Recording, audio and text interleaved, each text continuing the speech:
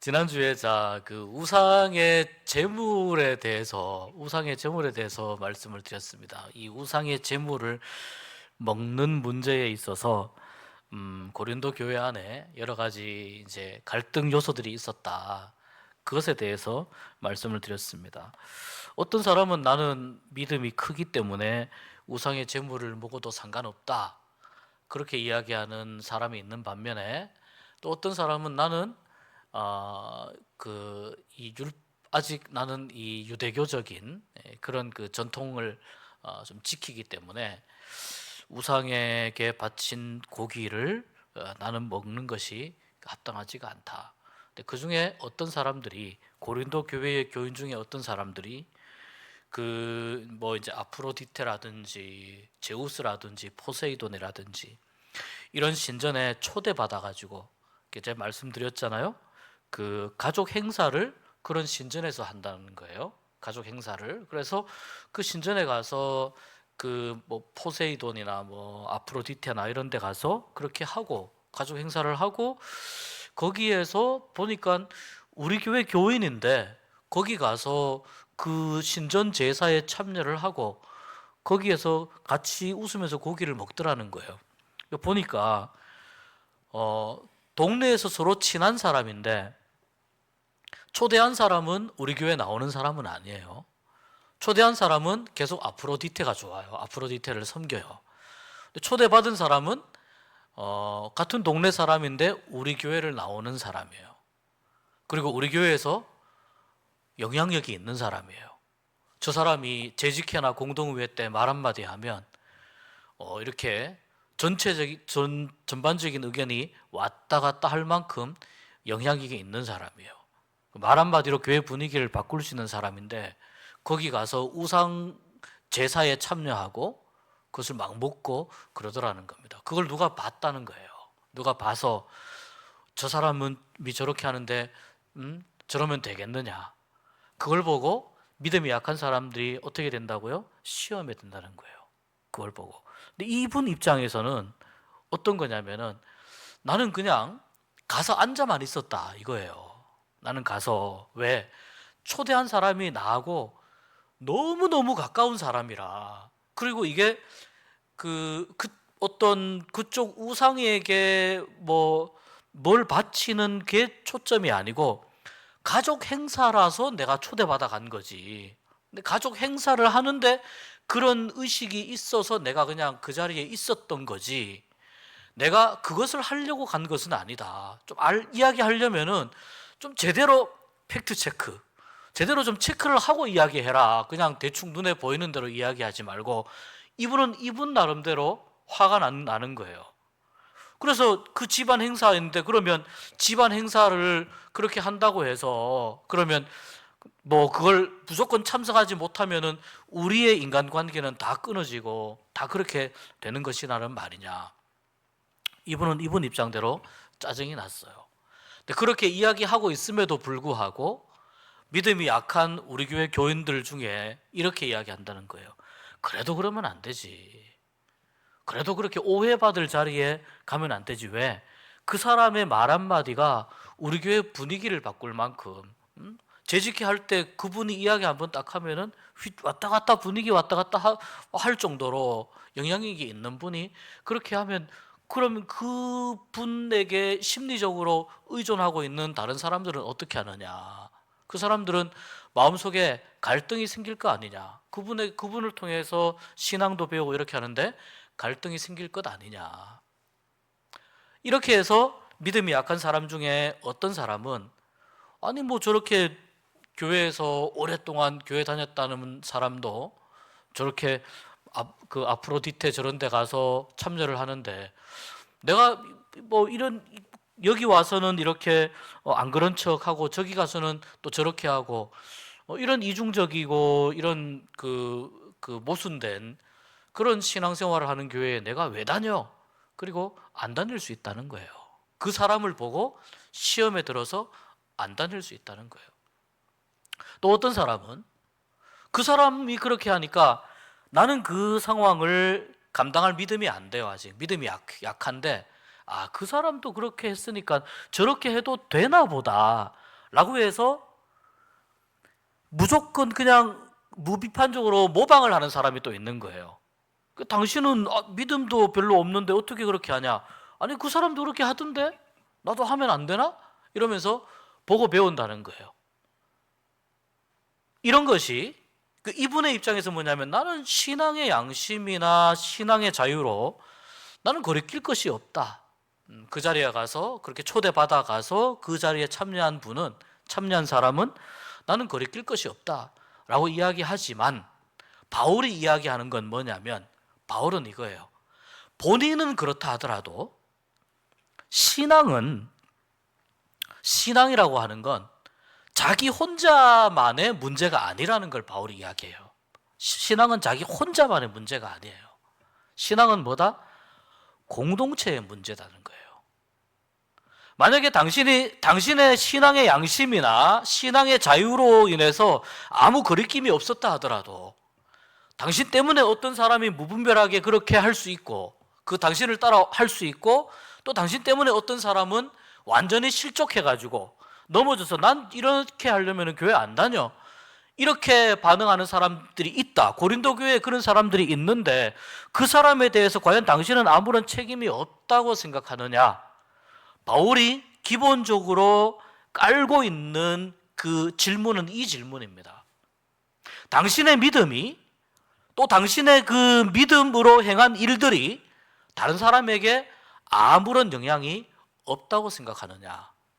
이 질문입니다. 그래서 자유를 하나님이 우리에게 주셨는데 이 자유를 가지고 어떻게 사용하느냐? 사실 이 바울은 지금 8장 우상의 제물을 먹는 문제에 대한 질문을 받고 8장, 9장, 10장, 11장 1절까지 이 우상의 제물을 먹는 질문을 두고 아주 장황하게 답변을 합니다. 오늘 말씀에 보면 사도성과 자유에 대해서 이야기를 많이 해요. 제가 오늘 제목을 사도, 복음을 위하여 사는 사람 이렇게 정했는데 사도성과 자유에 대해서 이야기를 많이 해요. 왜? 말씀드렸잖아요. 충분히 그 믿음으로 소화할 수 있는 그 사람이 자기의 자유를 가지고 나는 내가 이렇게 할 자유가 있다라고 이야기하는 그 사람이 그런 어떤 행동을 했는데 그 행동 때문에 여러 다양한 사람들이 다양한 영향을 받는다면 그 사람이 사용한 그 자유가 어떤 자유가 되겠느냐? 과연 하나님께서 그 사람이 자유를 사용하는 것을 보고 그것을 용납하시겠느냐라는 문제입니다. 그래서 여러분, 교회 안에서 직분이 좀 무겁고 저는 직분이 높다기보다는 직분이 무겁다는 표현이 더 성경적이라고 생각합니다. 그래서 중직자라는 말이 괜찮다고 생각을 해요. 물론 다 우리가 항존직이죠.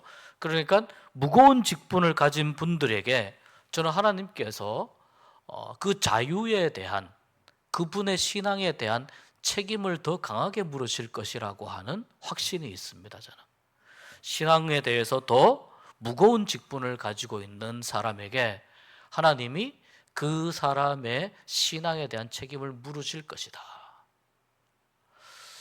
좀 다른 이야기지만 예수님이 말씀하셨잖아요. 이 소자 중에 한 사람이라도 실족하게 하면 예수님이 어떻게 하는 게 낫다고 그랬어요? 연자 맷돌을 달고 바다에 빠지는 게 더 낫다. 그 한 사람을 실족하게 하면. 예수님도 믿음이 약한 사람에 대해서 신앙생활을 오래 하고 믿음이 더 강한 사람이 배려해야 한다고 하는 것을 그분들을 잘 챙기는 공동체가 되어야 한다는 것에 대한 기본적인 전제를 예수님도 갖고 계셨어요.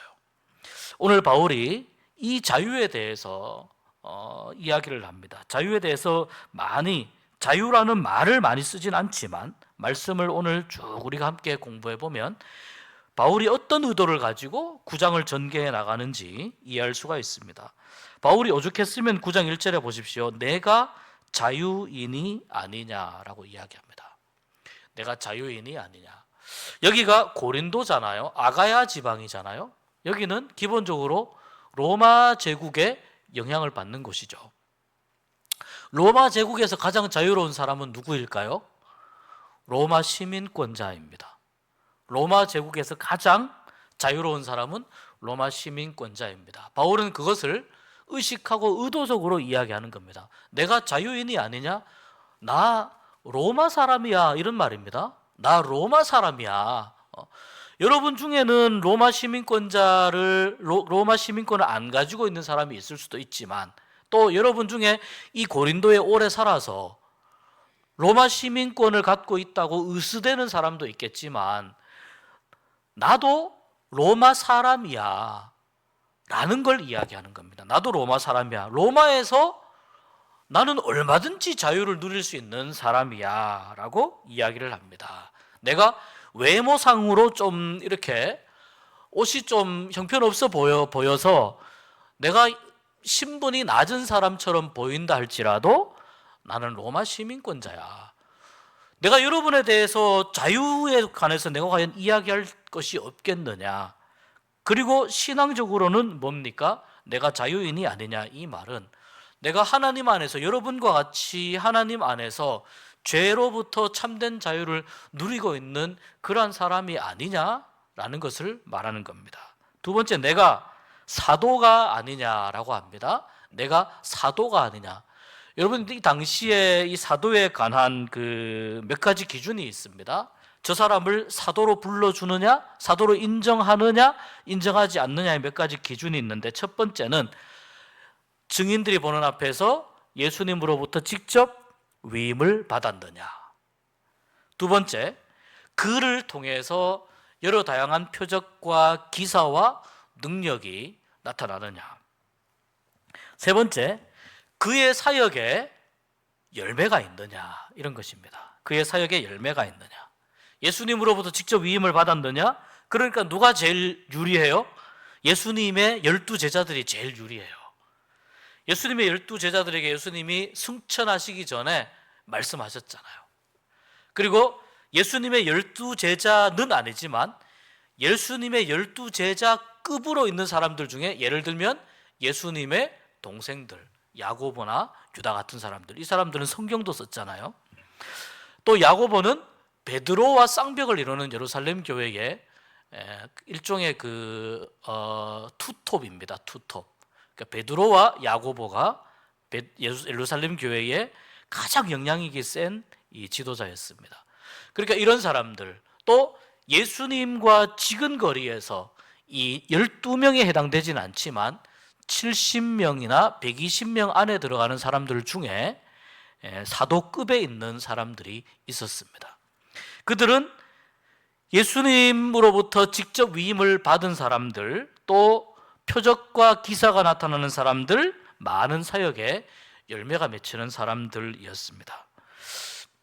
고린도 교회는 바울이 세웠지만, 그러나 고린도 교회 안에 있는 사람들 중에는 늘 그런 사람들이 있었어요.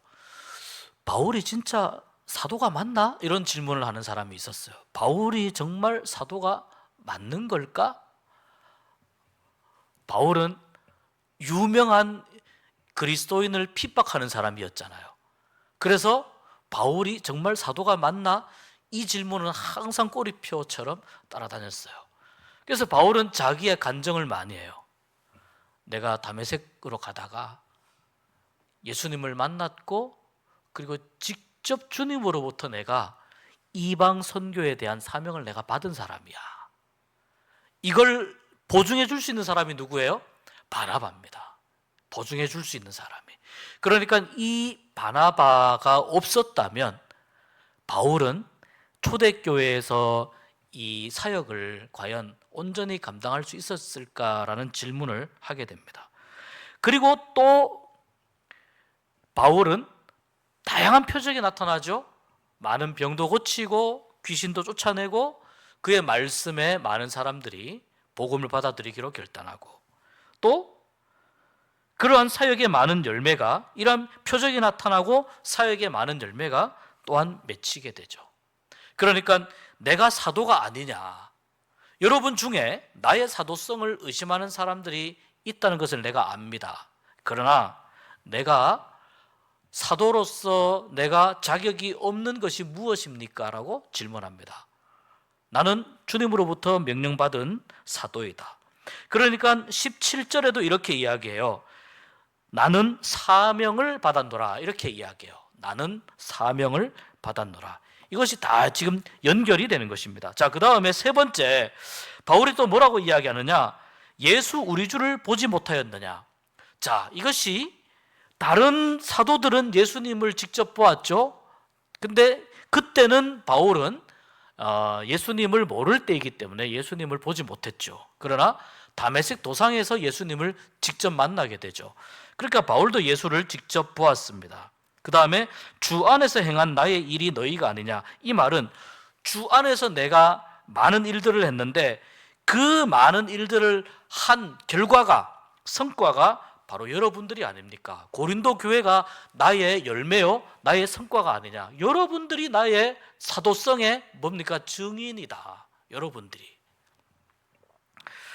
많은 사람들은 내가 사도가 아니라고 이야기합니다. 그래서 바울도 이렇게 이야기해요. 2절에 다른 사람들에게는 내가 사도가 아닐지라도, 이건 바울이 다른 사람들에게는 내가 사도가 아니어도 좋습니다라는 뜻이 아니라 다른 사람들, 고린도 교회 말고 다른 사람들은 나에게 당신이 사도가 아니지 않느냐? 당신 사도가 아니지 라고 그렇게 물어온다 하더라도, 설사 그럴 수 있다 치더라도 여러분들은 나한테 그렇게 말하면 안 되죠, 이런 의미예요.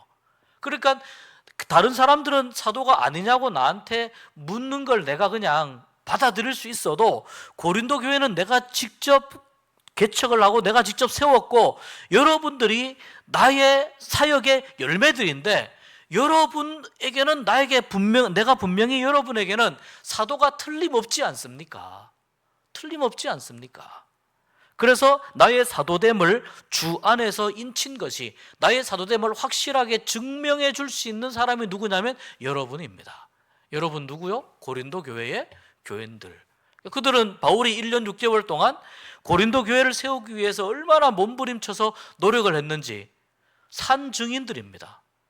그러니까 다른 사람들이 다른 예루살렘에서 누가 와가지고 바울이 사도 맞냐?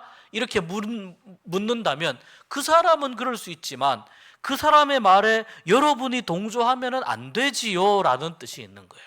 왜 여러분이 그 말도 안 되는 이야기에 동조합니까? 내가 어떻게 사역했는지, 내가 어떻게 복음을 전했는지 그것을 여러분들이 전혀 모릅니까? 다 알고 있으면서 왜 여러분들이 말도 안 되는 밖에서 들려오는 엉뚱한 이야기에 왜 여러분들이 거기에 그 유혹에 넘어가서 왜 나의 사도성을 의심합니까? 그 이야기가 지금 이 1절 2절에서 나오는 그 이야기입니다. 그러니까 바울의 사도성에 대해서, 바울은 사도라는 것에 대해서 추호도 의심하지 말아라. 오늘날로 치면 이런 거예요. 저분이 목사님 맞아? 어디서 안수 받았대는데 신학교 나왔대는데 그거 다 확인해야 되는 거 아니야? 어디서 졸업장도 확인하고 다 그 동문들한테 물어봐야 되는 거 아니야? 정말 그때 학교 다녔냐고. 그리고 어디서 목사 안수 받았다는데 맞냐고. 그런 이야기를 하는 거예요. 그런 말에 대해서 추호도 의심하지 말아라. 그 이야기를 하는 거예요. 그러니까 바울의 사도성은 확실하다. 이걸 이야기하는 거예요. 그러면 이제 사도로서 바울이 가지고 있는 하나는 권리가 있고 그다음에 자유가 있단 말이죠. 그걸 바울이 어떻게 사용하느냐가 쭉 나와요. 보면은 바울이 사용할 권리가, 사도로서의 바울이 갖고 있는 권리가 있거든요. 3절에 보면 나를 비판하는 사람들이 있다면 나는 그들에게 내가 할 말이 있다. 내가 먹고 마실 권리가 없느냐?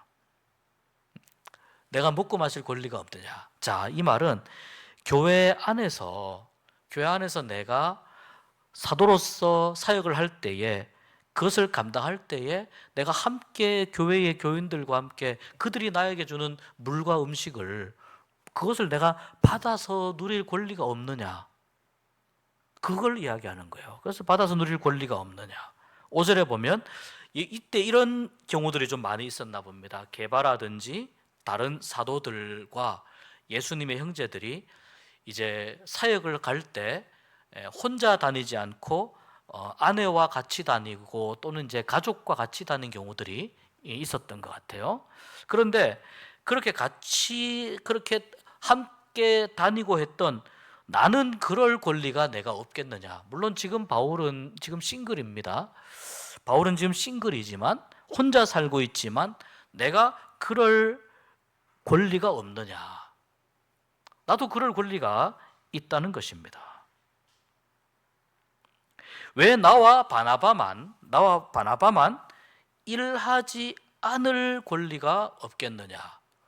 나도 지금 여기 이 바울이 고린도 교회를 세우기 위해서 사실 바울은 텐트 메이커로서 굉장히 그 평일에는 일을 했습니다.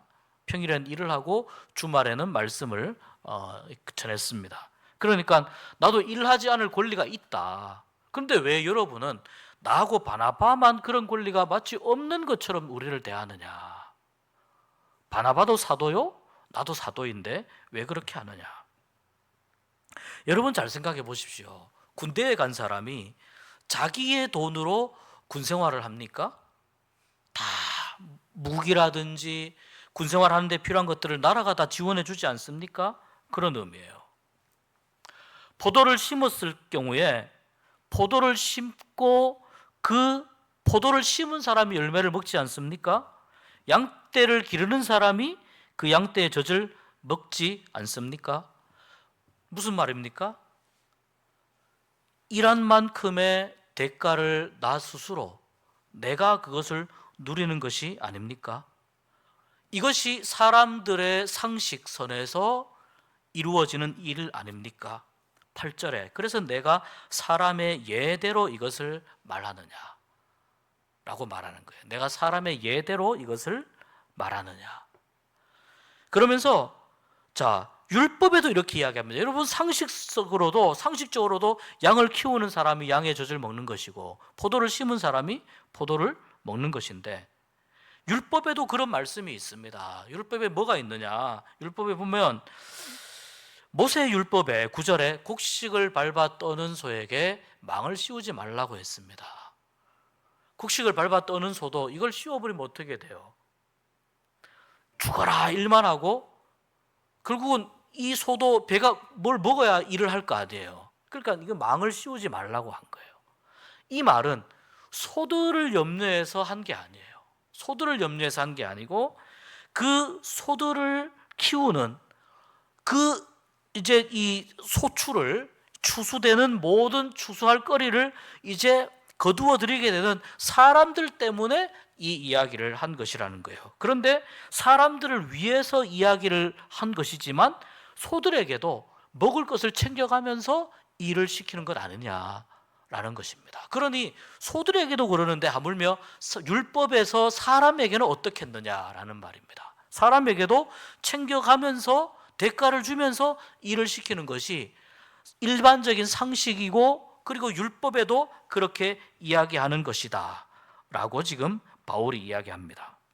그러니까 여기서부터 지금 이 14절까지 쭉 이야기가 되는 건데 자 뭐냐면은 11절에 한번 보십시오. 우리가 너희에게 신령한 것을 뿌렸은즉 신령한 것을 뿌렸다는 말은 말씀을 뿌렸다는 뜻입니다. 너희의 육적인 것을 거두기로 과하다 하겠느냐 이 말은 말씀을 뿌려서 이제 점점 교회의 모습이 갖추어져 갑니다. 교회의 모습이 형성되니까 교회에서 뭐가 발생합니까? 헌금 수입이 발생합니다. 또 때로는 이제 어떤 헌물로도 이제 말씀을 듣고 또 내가 하나님의 자녀된 것에 감사해서 헌물로도 이제 교회에 가지고 오는 겁니다. 그것을 바울이 받는 것에 대해서 잘못된 것이냐라는 걸 말하는 겁니다. 그것을 받는 것에 대해서 이것이 잘못된 것이냐 이야기를 하는 겁니다. 그러니까 사도의 권리는 무엇입니까? 교회로부터 사례를 받는 것을 의미해요. 교회로부터 사례를 받는 이 권리가 잘못된 것이냐.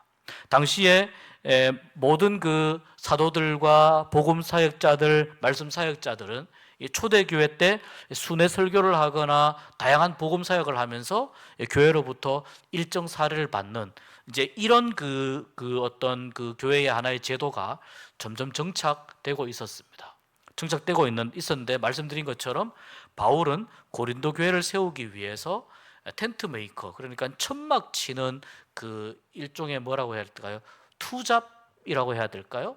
그 이제 일하는 목회자로서의 삶을 살았는데, 그것을 하다 보니까 고린도 교회 사람들은 아예 이렇게 생각하는 거예요. 바울은 안 챙겨줘도 돼, 이렇게 생각하는 거예요. 아예 바울은 제껴놔도 돼라고 생각을 하는 거예요.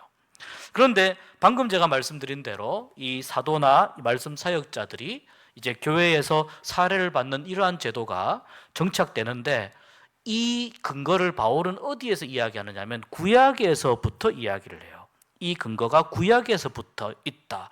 구약에 어디 있느냐? 13절에 보면 성전의 일을 하는 이들은 성전에서 나는 것을 먹으며 제단에서 섬기는 이들은 제단과 함께 나누는 것을 너희가 알지 못하느냐. 자, 이게 여러분 모세오경에 보면은 이런 말씀들이 굉장히 많이 나옵니다. 신명기, 레위기, 민수기 이런 쪽에 많이 나옵니다. 자, 성전의 일을 하는 사람들은 누구냐면 레위 지파를 말합니다. 레위 지파를 이야기하는 것이고, 제단에서 섬기는 이들은 레위 지파 중에 예배를 특별히 섬기는 제사장들을 의미하는 것입니다. 이 제사장들과 레위 지파들은 가나안 땅에 들어갈 때 그 기업이 없습니다. 기업이 없다는 말은 이들에게 할당된 땅이 없다는 뜻입니다. 나머지 지파들은 이 레위 지파를 제외하고 요셉 지파를 므낫세, 에브라임 지파로 나누어서 12지파로 만든 이 이스라엘의 12지파들은 땅이 있어요. 하나님이 다 땅을 주세요. 그 땅을 얼마에 주고 산 게 아니에요. 그냥 하나님이 주시는 거예요. 가나안 땅에 가서 하나님이 말하자면 은사를 주듯이, 은혜를 주듯이 이스라엘 백성들에게 그냥 주시는 거예요. 무상으로 주시는 거예요. 그래서 므낫세 지파는 여기, 르우벤 지파는 여기, 유다 지파는 여기, 그 땅을 기반으로 해서 거기에서 나오는 소출로 이 지파가 살아가는 거예요. 그런데 제사장들과 레위 지파는 그런 땅이 없어요. 그런 기업이 없어요. 근데 하나님이 이 레위인들에게 뭐라고 말씀하셨냐면, 나는 너희들에게 땅을 주지 않을 거야. 대신에 내가 너희들의 기업이 되어줄 거야 라고 말씀해요. 내가 너희들의 기업이 되어줄 거야, 하나님께서. 그래서 만드는 제도가 뭐냐면 11조라는 제도예요. 이 지파들이 거두어 들인 것 중에 10분의 1을 소출을 가지고 옵니다. 그 소출을 가지고 레위인과 제사장들이 생활을 하는 겁니다. 또 하나님 앞에 제사를 드릴 때 제단에 바쳐진 제물 중에 제사장에게만 돌려야 하는, 제사장들만 가지게 되는 그러한 제물이 따로 있었어요. 이러한 제물들을 가지고, 이 11조를 가지고 레위인과 제사장들이 생활을 하는 거예요. 그러니까 여러분, 요 구조가 구약에서 이스라엘 백성들이 하나의 신앙 공동체로서 경제적인 부분들을 유지해 갔던 요 시스템과 오늘날 교회가 운영되는 요 시스템은 본질적으로 같은 시스템이에요. 본질적으로 같은 시스템이에요. 이걸 우리가 잘 기억을 하셔야 됩니다. 그런데 이 말씀을 보면 이 13절 제가 말씀드렸죠. 14절에 그래서 이와 같이 주께서도 복음 전하는 자들이 복음으로 말미암아 살리라 명하셨느니라. 예수님도 이렇게 말씀하셨다는 거예요. 예수님도 복음 전하는 자들이 복음으로 말미암아 살리라 명하셨느니라. 제가 오늘은 좀 시간이 안 돼서 특별히 이제 그 어떤 교회 개척하는 과정과 그 다음에 이제 그 과정 가운데에서 이제 그 목회자가 여기서는 바울이었죠.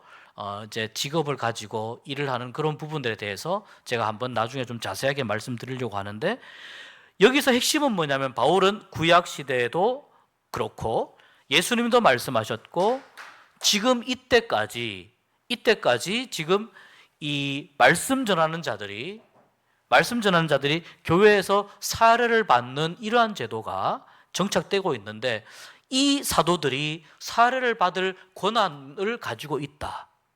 그런데 나는 이 고난을 내가 여러분들에게 주장한 적이 없다라고 이야기하는 겁니다. 왜 그러느냐? 결론적으로 말씀드리면 19절입니다. 19절. 결론적으로. 자, 조금 넘어가서 결론적으로 말씀드리면 왜 내가 이 고난을 사용할 자유가 있지만 내가 모든 사람의 자유로우나 스스로 모든 사람에게 종이 된 것은 더 많은 사람을 얻고자 함이라. 많은 사람을 얻기 위해서 바울이 이 고난을 고린도 교회에는 요구하지 않았던 거예요. 그럼 바울이 어떻게 했느냐? 바울은 자기에게 주어진 사도로서의 고난을 축소시키고 바울은 자기에게 주어진 사도로서의 자유, 그것을 최대한 사용하기로 결심한 거예요. 어떻게 사용하기로 결심했느냐? 20절에 유대인에게는 내가 유대인과 같이 그들과 교제하고 행동했습니다. 왜? 복음으로 유대인을 얻기 위해서. 바울은 유대인이잖아요. 바울은 유대인인데 내가 유대인으로 행동한 게 아니에요. 유대인으로서 유대인처럼 행동했다는 말입니다. 유대인으로 살았다는 뜻이 아닙니다. 바울은 예수 믿고 나서 그리스도인으로 살았어요. 그러니까 과거로 돌아가지 않아요. 바울은 혈통적으로 유대인이지만 그리스도인이라는 걸 떼놓고 나는 유대인으로 살았습니다, 그 뜻이 아니라 유대인들의 삶을 너무나 잘 이해하기 때문에 그들의 그 유대인으로서의 생각과 정서와 그들의 생활을 내가 존중하면서 그들과 같이 되었습니다 라는 뜻입니다. 왜냐하면 복음 안에서 유대인을 얻기 위해서, 율법의 영향을 받는 사람이 있다면 그 율법의 영향을 받는 사람도 복음으로 그리스도인 되게 하기 위해서. 오로지 바울의 목적은 이거밖에 없는 거예요. 그 밑에 율법 없는 자들은 누굽니까? 헬라인들이잖아요. 헬라인들. 헬라인들에게는 내가 율법 없는 자처럼 된 것. 왜냐하면 율법 없는 자들을 얻기 위해서, 21절에 율법 없는 자들을 내가 얻기 위해서. 헬라인들. 바울은 또 헬라인들의 삶에 대해서 잘 알잖아요. 22절에 약한 자들에게 왜 내가 약한 자와 같이 되었느냐? 아니, 그 교회에서 그렇게 믿음 좋은 것처럼 행동하는 분이 거기 가서 세상에 그렇게 막 제사하는데 거기 가서 막 기웃거리고 있고 그 제사 음식을 막 먹었다고? 아, 나는 이런 교회는 못 다니겠어. 바울의 그런 믿음 약한 분을 만났을 때 어떻게 행동했겠냐는 거예요. 그렇지, 그 사람 안 되겠네. 그 사람 그냥 기독교인 자격도 없고 무슨 뭐 교회에 뭐 직분 갖고 있는 것 같던데 그 직분도 자격 없는 사람이네, 잘라야 되겠네, 이렇게 이야기 안 했다는 거예요. 그리고 당신도 교회 안 다녀도 되겠네, 이렇게 이야기 안 했다는 거예요. 바울의 입장에서, 그 사람의 입장에서 마음이 신앙적으로 지금 힘들어하는 것, 신앙적으로 시험 들고 있는 그 내용을 바울이 잘 보듬어 줬다는 거예요. 그래, 네가 보기에 그렇게 생각할 수도 있겠네, 그렇게 생각할 수도 있겠네. 그러면서 그 사람의 마음속에 고민하고 있는 걸 복음적으로, 신앙적으로 잘 풀어 주었다는 거예요. 이게 바울의 원리입니다. 이유는 딱 하나입니다. 보다 많은 사람을 얻기 위해서, 복음 안에서 보다 많은 사람을 얻기 위해서. 하나님은 공동체 안에 이런 바울과 같은 사람이 공동체 안에 많아지기를 원하고 계십니다. 우리가 여러분, 제가 여러 차례 말씀드린 적이 있습니다. 교회에서 참 조심해야 될 것 중에 하나가 말이다 라는 걸 제가 여러 차례 말씀드린 적이 있습니다. 내가 어떤 말을 들었을 때, 만약에 그 어떤 이야기를 들었을 때 우리가 바울처럼 반응했다고 한번 생각해 보십시오. 그 어떤 말을 들었는데 그 말이 진짜인지 가짜인지도 몰라요. 그 말이 진짜인지도 가짜인지도 모르고 누가 만들어낸 이야기인지도 모릅니다. 그런데 누가 그런 식으로 했대라는 말이 돌 때에, 그 말이 내 귀에게도 들리고 다른 사람도 이야기하고 할 때에 바울처럼 그 말에 대해서 반응을 한다면 이 교회를 사탄이 흔들 수가 있겠습니까? 이것이 신앙생활의 중요한 지점입니다.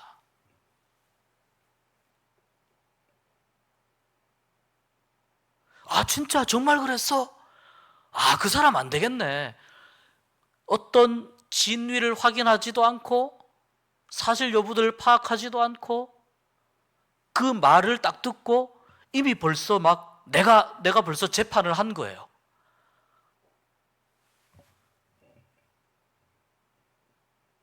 그 말이 사실이라 하더라도, 사실이 아닌 가능성이 더 많겠지만 사실이라 하더라도 여러분, 그 말을 누군가가 하면서 굉장히 마음 아파하고 있다면, 힘들어하고 있다면 그 사람이 신앙으로 바로 서게 하기 위해서 우리가 그 사람을 바울처럼 대하는 것이, 그것이 하나님이 원하시는 일이라는 겁니다.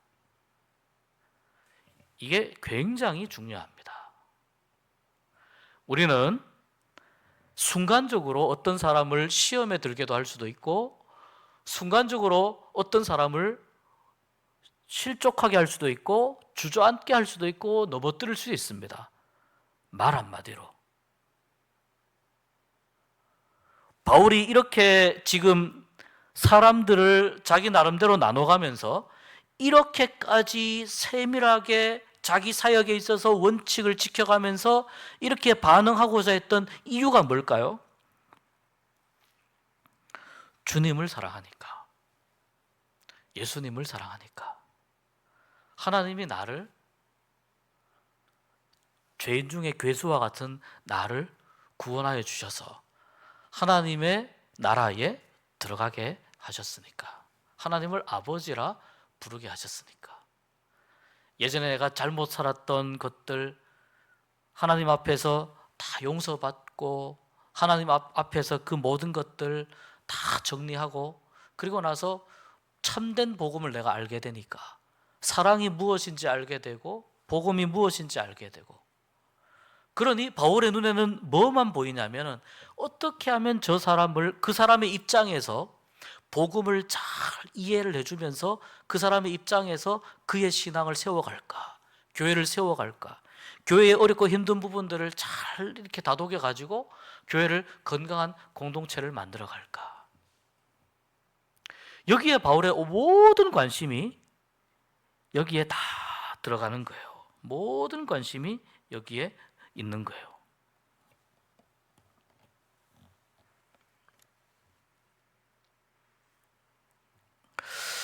그래서 바울이 가지고 있는 참된 그 기쁨이 어디냐면, 18절 읽고 마쳐야겠네요. 그런즉, 18절 우리 같이 한번 읽어보겠습니다. 그런즉 시작.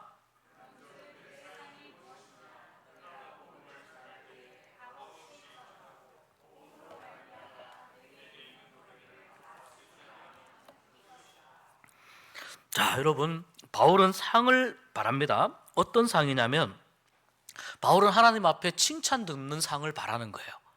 하나님 나라 갔을 때 칭찬 듣고 싶어요. 잘했다, 착하고 충성된 종아. 또 그 바울이 표대를 향하여 달려가잖아요.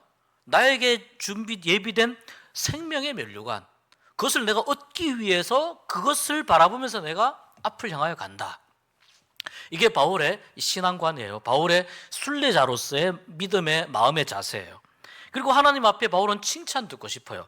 이런 상이 있어요. 그런데 18절에 보면은 바울이 이렇게 이야기합니다. 내 상이 무엇이냐? 나에게도 상이 주어진다면 내가 그 상을 받고 싶은데 그 상이 무엇이냐? 여기 보니까 내가 복음을 전할 때 값없이 전하고 복음으로 말미암아 내게 있는 권리를 다 쓰지 아니하는 이것이로다. 자, 바울이 복음을 전할 때 바울이 누릴 수 있는 혜택이 있습니다. 받을 수 있는 어떤 교회로부터 받아 누릴 수 있는 권리가 있거든요. 그런데 바울은 보세요. 복음으로 말미암아 내게 있는 그 권리를 다 안 쓰는 것이 뭐냐면은 나의 상입니다. 굉장히 놀라운 고백 아닙니까? 내가 받을 게 있습니다. 내가 누릴 게 있습니다. 내가 자연스럽게 다 누릴 게 있지만 내가 억울해도, 내가 피해를 입어도, 내가 상처를 입어도 복음 때문이라면 내가 그 권리를 포기하는 것이 나의 기쁨이요 나의 상입니다.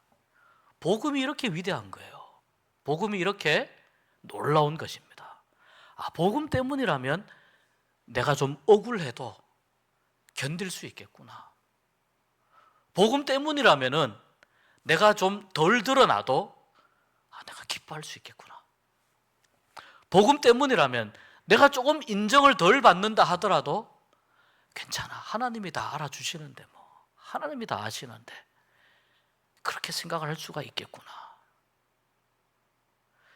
이게 바울을 그 고단한 선교 여정 가운데 핍박받는 상황 가운데에서 바울을 웃게 만들었던 힘입니다.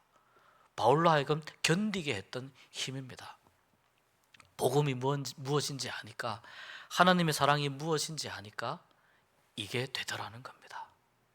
우리에게 필요한 게 뭐냐면은 복음의 진수를 아는 거예요. 우리가 그리스도의 도가 무엇인지 우리가 제대로 깨닫는 거예요.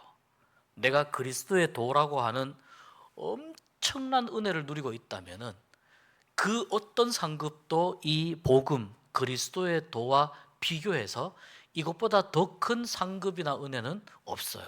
그러니까 나는 이미 내가 받을 최고의 상급을 받아서 누리고 있는 거예요.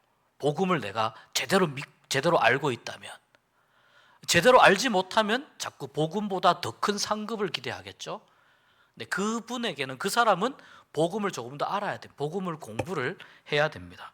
바울은 그걸 알았기 때문에 교회를 위해서, 사람을 위해서, 하나님을 위해서 바울은 인내할 수 있었고 참을 수 있었고, 내가 이 복음을 내가 사람들에게 이렇게 전할 수 있다면, 사람들의 인정 덜 받는 거, 무시받는 거, 또 때로는 저평가되는 것, 때로는 사도냐 아니냐 이런 거 가지고 의심받는 거, 또 네 편 내 편 갈려가지고 이렇게 그 지지자가 있고 지지자가 없고 험담하고 또 이러는 모든 그런 상황 속에서도 바울이 넉넉히 이길 수 있고, 또 바울이 견딜 수 있었던 것이 복음의 힘과 복음의 능력이라는 것입니다. 이것 때문에 바울은 자기에게 주어진 고난과 자기에게 주어진 고난을 축소하고 자기에게 주어진 자유를 활용해서 모든 사람들에게 복음을 알리는 데에 온 힘을 쏟는 것을 볼 수 있습니다. 오늘 같이 말씀을 생각하면서 기도하기를 원합니다. 우리가 바울을 조금만 이해를 할 수 있었으면 좋겠습니다. 바울은 그때 당시에 소아시아와 로마를 돌아다니면서 전도했던 사역자, 사도, 이 정도로 아는 것이 아니고, 이 바울의 마음을 우리가 이해를 하게 되면 우리가 바울을 닮고 싶어지게 돼요. 나도 바울처럼. 여러분, 하나님 보시기에 얼마나 귀한 사역자입니까? 얼마나 멋있는 사역자입니까? 그러니까 교회를 계속해서 세워갈 수 있었던 것입니다. 바울과 같은 마음으로 복음을 우리가 깨닫게 하시고, 주님의 사랑을 우리가 깨닫게 하시고, 또 교회 안에서 권리, 내가 가지고 있는 권리 좋습니다. 내가 마땅히 누려야 되는 것들이 있습니다. 그러나 여러분, 그것보다 더 중요한 게 뭐예요? 사람을 세우는 게 더 중요한 거예요. 내가 누리는 것보다 사람을 세우는 게 훨씬 중요한 거예요. 복음으로 사람을 한 명, 두 명 세워가는 교회. 그런 교회를 하나님이 기뻐하심을 기억하면서 우리 이 시간 함께 한 1, 2분 정도 기도하고 마치겠습니다.